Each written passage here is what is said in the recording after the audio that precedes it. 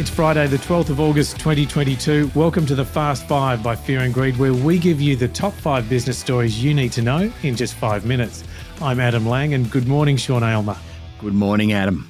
Story number 1, Telstra, the company with more shareholders than any other in the country, has lifted its dividend after announcing a fall in net profit. Yes, the dividend was a good news, but there's also some bad news with revenue and earnings falling. For the last financial year, Telstra made $1.8 billion, down nearly 5%. Underlying earnings, which takes out one-off items, was up 8%. Overall, Telstra's share price fell almost 1.5% yesterday. Now, CEO Andy Penn, who has less than 4 weeks at the telco giant before retiring, highlighted the mobile business. And one of the reasons mobile business is doing so well is that people are travelling again, so mobile roaming is earning revenue for them. The increase in the dividend from 8 cents to 8.5 cents a share is the first rise in 7 years. And given Telstra has more than 1 million shareholders, there will be some happy investors around the place today. Now, it was Mr. Penn's last result. He's had quite a period there since 2018 when he introduced a number of reforms and cost-cutting initiatives. Telstra has outperformed the broader market. It's now got 4.5 million Telstra Plus members. That's pretty good. 3/4 of interactions with consumers and small business customers are now digital. Costs are down $2.7 billion. He'll be replaced by the current Chief Financial Officer, Vicky Brady. Good luck to you, Ms. Brady.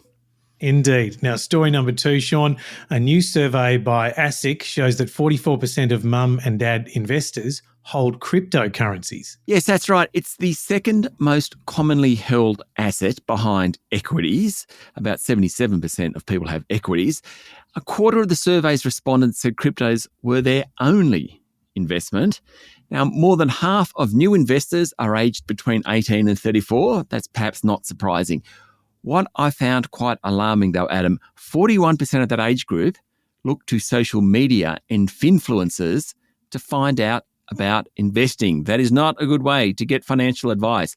Visit a professional advisor. Absolutely.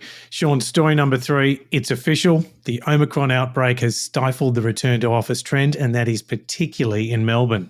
Yes, I suppose it's not a surprise given Melbourne was hit hardest by COVID lockdowns and restrictions. Property Council of Australia figures show that Melbourne had the lowest return to office rate in July. Occupancy was at 38% from nearly 50% a month earlier. Sydney went from 55 to 52%. Brisbane and Adelaide also dropped sharply. Adelaide, though, still has pretty good. About 2/3 of the people are going to the office in that city. Only in Canberra and Perth did more people end up in the office during July. And just quickly, Adam, there are still plenty of COVID cases around the place. Across the country yesterday, there were 25,000 reported infections and 86 deaths. And of course, those reported infections would very much understate the actual number. Absolutely. Now, story number 4, Sean, state education ministers are due to meet today, and high on the agenda is how to get more people into the profession. We both have kids. We understand how good teachers are, and it's a real crisis at the moment. According to a federal government discussion paper, the demand for high school teachers will outstrip graduates by about 4,100 in the next 3 years.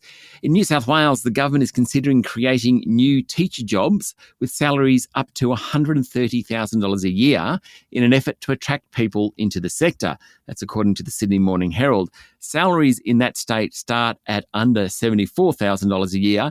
They hit a maximum of $117,000 a year if a teacher is considered highly accomplished. There are very few of those. Many are highly accomplished, but they're not considered as per the rules, so very few get that $117,000.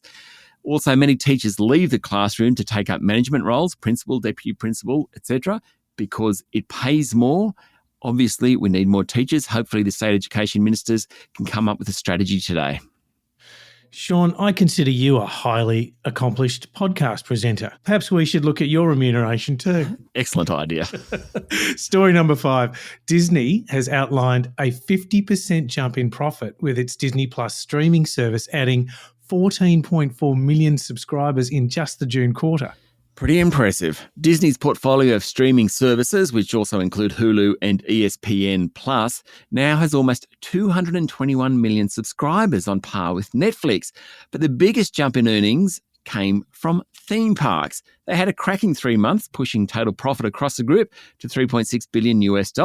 Now, the big theme parks like Disney World in Florida and Disneyland in California are considered a barometer of consumer confidence. So people visit the theme parks, strong earnings, happy customers, etc. All works. It all works. That's it. The top 5 business stories in 5 minutes. Thank you, Sean. Thank you, Adam. It's Friday, the 12th of August, 2022. Remember to hit follow on the podcast. And if 5 minutes isn't enough, then find our longer podcast called Fear and Greed on your podcast platform. I'm Adam Lang, and that was the Fast 5 by Fear and Greed. Have a great day.